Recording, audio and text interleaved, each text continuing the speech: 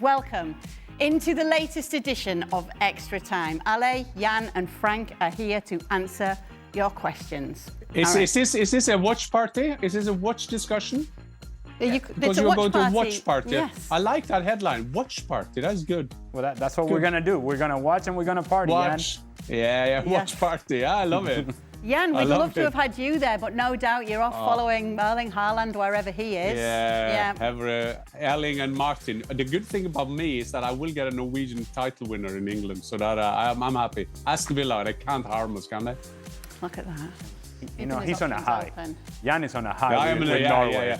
Norway's on a high right now. I don't know if it's going to get any better than this, but Norway, they're on a high. All right.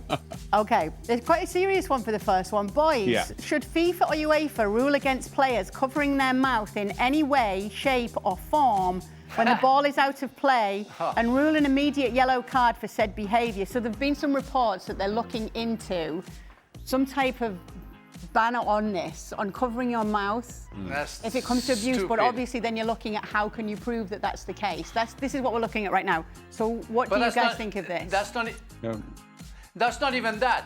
Nowadays, players, when they talk, they all talk like that. So, Ian, LA, we have to do. So, it's already a lost situation.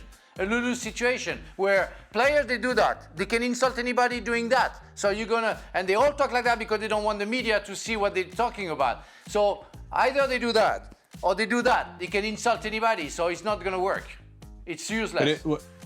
Well, a lot of channels have lip readers, so you will understand that they will do, hello, how are you? But sometimes it looks a bit stupid. But this is, of course, a consequence of what's happening this week, which was a very serious stuff. And I think everybody who's loved football, we were very, very sad because all of us has been in a dressing room, and the dressing room was always a platform for respect, platform for everything, religion, nationality, skin color, and all those kind of things. So this is a consequence, but I don't think this rule will solve the main problem that they're gonna do yellow card for this one. I'm not sure about that one. The main problem is addressing education and ignorance as it pertains to racism. That still reigns in some places around the world, and for some players around the world that still feel it's okay to do it and utilize it. That's the part that should be addressed. This right here, we could be saying, hey, are you going to watch party with us or not? I mean, it's how do you? But Al, go ahead. I would just want to say now, it's quite interesting to discuss this because sometimes racism is a problem in the society. And for us who love football, and again, start with that dressing room again, I love football, that we respect each other no matter what, you know? And that's why it's so sad it's happening there. But when you see the governing bodies, when they want to do something against it, you always get a feeling that they kind of try to do everything that's not working. Try to do something that is working. Education is one thing of it, yes. When you've seen in different games, when the crowds are going ballistic in the racial behavior, empty the stadium, do something, you know? But then they're ending up with, this is the one, okay. Yeah, noted. The hand over your mouth, it's going to be impossible to legislate. And it's going to be impossible to somehow punish a player when you don't really know what he's actually saying. It's just not going to happen. They're only doing this to Frank's and Jan's point. They're only doing this because, well, Prestiani happened to be covering his mouth, and so, well, that's a thing that we're going to have to address. I think it goes beyond that. The problem is much bigger than just covering your mouth. Exactly. Hallelujah. Okay, guys, which transfer this summer do you think was the smartest move? Oh, you know what I would say? What will Jan say? What will Jan say? Florian Wirtz. In a long term, I think that is the... No comment. I don't want to say anything. Jan, I think you might say Granit Xhaka. Yeah, Xhaka in terms of the influence on the short term, what he's done for... Yeah, that was... Okay, sorry, Frank, go ahead.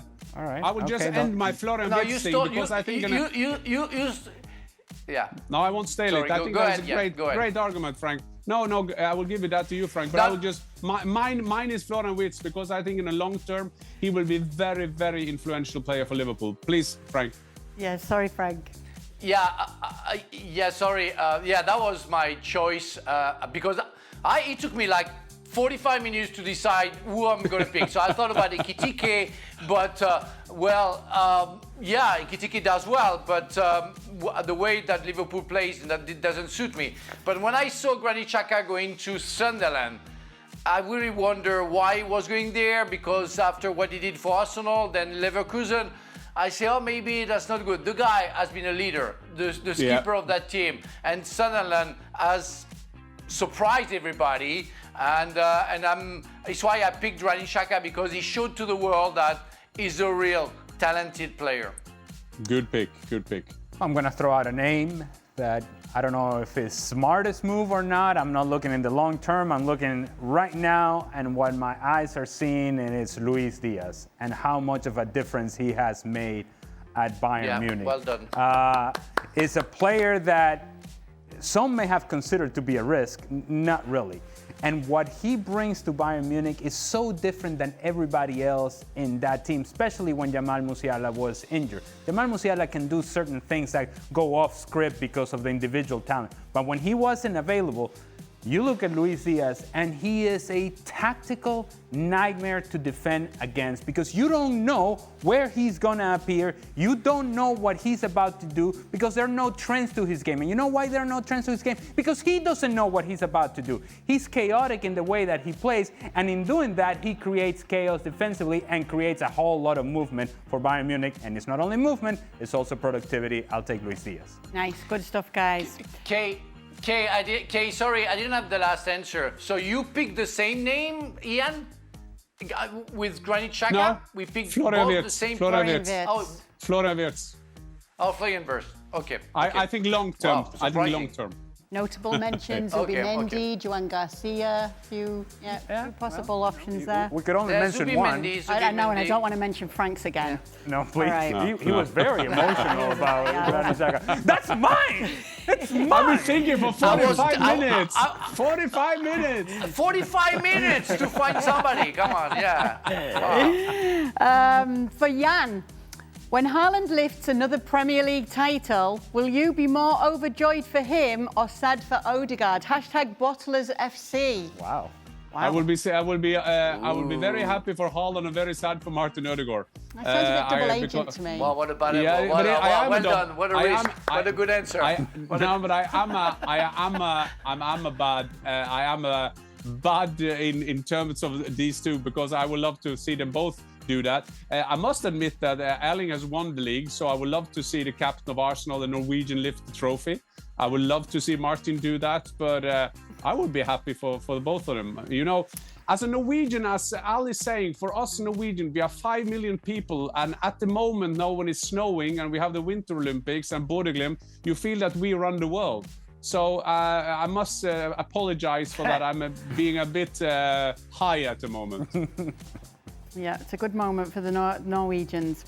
If Liverpool had a wish list for the most natural replacement for Salah in the summer, who would be topping that list? Michael Olise, Jan Diomande, or any other names that come to mind? You said yes, Frank. Yeah, well, come on, Michael Olise. He has proven since he left Crystal Palace that he's a world-class player, had no issues whatsoever to settle down in the Bundesliga, in Bayern, with the pressure that you can have in that club. And his finesse, his consistency made him one of the best players in this position. So yeah, that would be for me a clear choice if I was a Liverpool board. The problem is you won't get him. I mean, you can dream. Now is my old. Is this the time when I say? List. It's a wish list. This is always the time at extra time that I say that I want Jennifer Aniston. This is my moment. Well, that took a turn. No, that's my wish list. But so they won't get Olise. So Mrs. rather Fjortoft, we love you. Yeah, she's in the mountain skiing. So that's why I can say. She might just stay there. No, she knows. She knows about Jennifer. Oh my God. So what you're saying is sometimes you can only hope and only dream and wish. Don't the Americans understand that some Norwegian would like to? No, I don't say anything. But they won't get Olise. They won't get Olise. Yeah, and I don't think you're going to get Jennifer Aniston either. Wait, what? I think it's a bigger chance. There's a bigger chance that I will get Jennifer than Liverpool will get Olise. Well. What about Dembele? What about Dembele? Dembele What wants about Rachel? Wow. Right. Shall I just ask the next question? You're up on the news, though. Is Jennifer Aniston available? I don't know. Her personal I thought you life. were. I'm not even. I don't know. She's got a clause in her contract. Okay, well, because Olise is not available, so Yeah. just saying. Yeah, I don't but I think it don't matters see either Jennifer way. on the right side. 100 million euro. Jennifer 100 on the million right euro. Okay. Moving on. For the Bundesliga brothers of Jan and Ale. Never heard them called that before, but I like it. That's a good. I mean, I can live with that. Are Dortmund going under the radar this year? They've only lost one game in the Bundesliga. They're 6 points off the top, and they're doing well in the Champions League. Could they have an underdog's chance of winning one of these competitions, like in the 22-23 and the 23-24 season? Please, Dortmund, can you please win in Leipzig now? So we'll have a proper Klassiker where you really have a chance. I'm a big fan of Niko Kovac, and sometimes we like to put in him a draw that he will say that he's this and that, it's just discipline and he's just good in defense. But he's done a fantastic job at Dortmund. And they had this terrible habit of winning football games. That must be one of the best habits you can have as a football coach, by the way. So hopefully there's going to be a tough weekend now because, as you were saying in the program, they're playing Frankfurt at home, Bayern. They will be favorites there, and Dortmund will have a tricky game in Leipzig. But can you imagine that we could have a title race in Germany? That would be fantastic. And Dortmund would be surprised if indeed they go to their Klassiker with a chance to actually tie the top of the league. And let's not forget that their Klassiker is at home for Borussia Dortmund. So you can make an argument. This is what I would say about Dortmund and Niko Kovac, in particular Niko Kovac. What you see from Borussia Dortmund lately, I would say over the last couple of months, is something that we haven't always seen from this team. And dare I say, toughness. I'm seeing a team that has some toughness about them, that has some strength about them, that has some personality and a clear identity. It doesn't mean that they're gonna go on and win all the matches that they need to win. But at the very least, you can watch this team and say, this is what they want to do, this is how they're gonna do it, and they're mentally tough enough to do it. The problem is that they've given themselves too much work because in the earlier part of the season, they wasted too many points and too many unnecessary draws. And they allowed Bayern Munich to feel like they were running away with it. Bayern Munich has dropped a couple points here and there, and that allowed Dortmund to kind of get in the picture. But if they're going to be fully in the picture, like Jan just mentioned, they have to do something against Leipzig, win that match, and then put some pressure on Bayern Munich. And they're going to be at home. We're going to be in LA for it, though. Watch party. Watch party. Oh, look at the that. Classicers watch party. Again, Still, we're not there. Where's our picture? We will be there with Ovo and Klinsmann, but we're not important enough. I've we're heard not if cool you- enough. We're not cool enough. No. I've heard if you put your telephone to the QR code, it's a picture of you two. I've heard that now. That's just breaking news. Oh, thanks, Jan. Hope so. Well, we will be there. Trust me. Okay, Ale, what are your season predictions for the MLS, Well, when in doubt, an oldie but a goodie, you always have to go forever and ever with Inter Miami. For the foreseeable future, still Inter Miami, still Lionel Messi. There are other storylines in MLS this season. We have to imagine that LAFC will be part of the conversation. The Vancouver Whitecaps, who were a young team last year, Thomas Muller, of course, with the Vancouver Whitecaps. that experience of going into the finals, is that an experience that they now can take into this season and make yet another run and replicate the performance from last year? You have to imagine that the LA Galaxy would be much better this season than what they were last season. They had a horrendous season.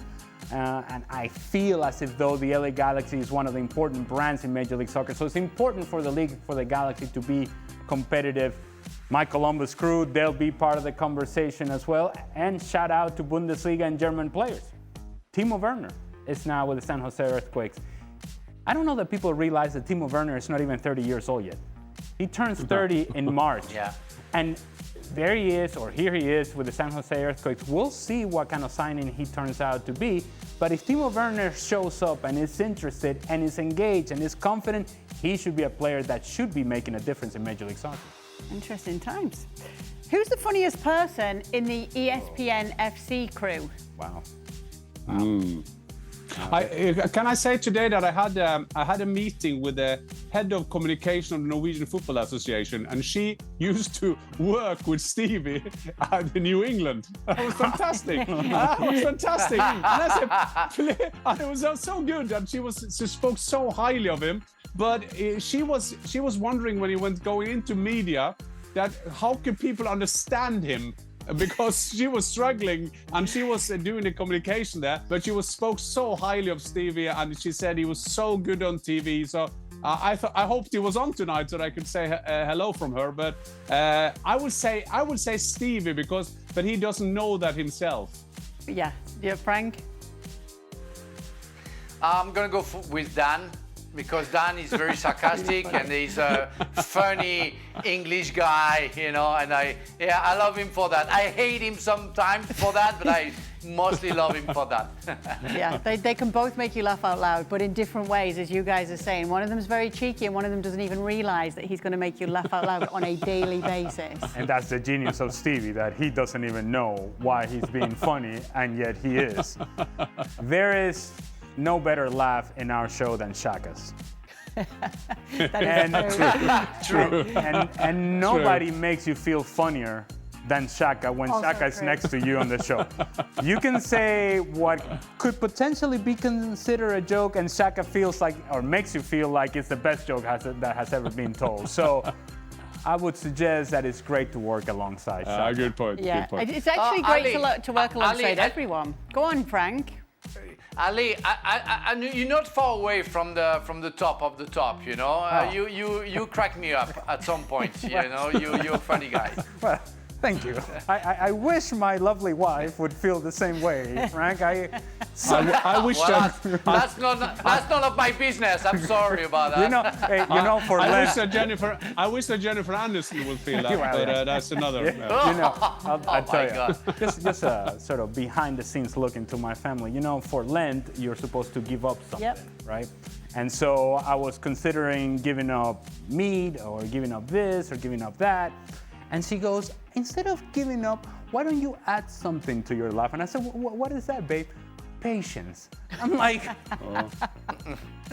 somehow we're so now apparently that's what I'm. Okay, I'll keep you in check and report back. Is this a time when we talk about our marriage? Okay, now, Frank, you start, please. Well, I have patience is also my issue, and my wife asked me a lot about patience. So, that's true. Yeah. That's true. I know this program is called Extra. I know this program is called Extra Time, but we don't have time for all the issues. No. Let's not talk about Jan's marital issue, because Jennifer is creating a wedge. It's creating a separation in this marriage. No, it's more Rachel, I must admit. It's more Rachel. It's more Rachel. But it's the haircut, is it, Jan? Yeah, it's everything. I mean, in Friends, I mean, you know. No one told you life was going to be this way. Yeah. No. Okay. Yeah, exactly. Guys, you are all great to work with, but nobody cracks me up like Stevie Nicol. No. Yep. No. But you all make me laugh a lot, I have to say. Yeah. You're brilliant. But that's one of the strengths of this program. A friend of mine, I talked to a friend just when I came on, and he said, "What kind of program do you do?" And that laugh, and that we are able to be very serious, but still have a crack of a joke, and English humor, tough humor, a bit bullying, a bit friendly bullying. That's what I love with this show. So that is the answer to that. Yeah, it's just those nights out where it goes another level up. Okay, but we won't talk about those. I wouldn't know about that, okay? I don't know what you're talking about. We all agree that we are funny. Okay. Jan, can you Yes. stop with the Norway tweets, please? Oh, I love that. I know people hate that. For those who don't know that, I mean, we have 16 gold by the Winter Olympics, and I always write the same. Just I change the numbers and the number of gold medals. And I know people feel that is a bit, yeah. You know what, Jan? What you can't see there you is they did know. actually put a smiley emoji when they put it onto Twitter. No. I know. They're just I know having a they, bit of a laugh with you. I know they love it, and I know we are Vikings. So we are used to that. 1,000 years ago, the whole world belonged to us. So this isn't. We didn't know about this exactly, Frank. When we had Normandy, by the way, that was Norway. Yes. That's why I'm a Viking too, because I'm from Normandy. So I'm part of the family. We So are relatives. Keep on bragging. We are relatives. Yeah, exactly. Keep on bragging, my friend. And That's okay. If they're relative, where the hair DNA go then? Huh? Oh, you don't want to know. Diluted You don't want to along know. the Ali, we don't want to talk about it. Okay. It's too early. Somehow the strand of hair went in Jan's direction. Yeah. But that is but fantastic. But you come from Normandy. When you told me before, but I wasn't aware of that now when I came into that sentence. But those are the toughest Norwegian Vikings. Those were the forefathers to William the Conqueror, who went to England. So that is also the Norwegians that belong also to us in the Normandies. Thank you. Okay. Exactly. Thank you for a history lesson. I'll tell you what, I can guarantee you, no Vikings in Venezuela, so... Oh. Jan, For have you sure. been to the Viking Centre in York, in England? Absolutely. With my granddad, we were going from Middlesbrough down and saw that. So it's fantastic. Yeah. So I won't start telling what the Vikings did 1,000 years ago. Yeah, I don't think we should go there either. No, we shouldn't go there. Okay. Jan, what has been more impressive, Norway in the Olympics or Bodo Glimt? Bodo Glimt. Because you kind of in cross country, we have a guy called Johannes Klæbo, who is 1 in 5, and there's one race yet, and he's fantastic. He's unbelievable. But to have a team living next door to Santa Claus, have an AstroTurf 2 months since they played their last competitive game in the league, 1.5 months before our league starts. A small club with the stand behind one of the goals at our apartments, beating Inter. I mean, they were in the final last season, and we beat Manchester City. You saw I went into we there, and we beat Atletico Madrid away. So I have to say Bodo Glimt. So I have to imagine, and I just come to this conclusion now, that Johannes Klæbo was the same guy that was wearing the fish outfit that was running after Jan. Had to have been. Had to have been.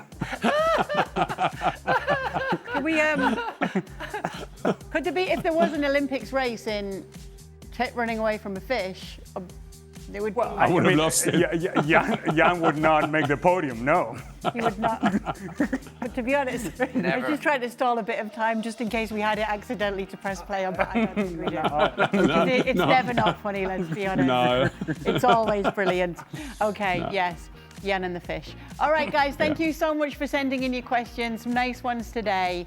We will be back tomorrow on Extra Time to do it all over again. Bye-bye.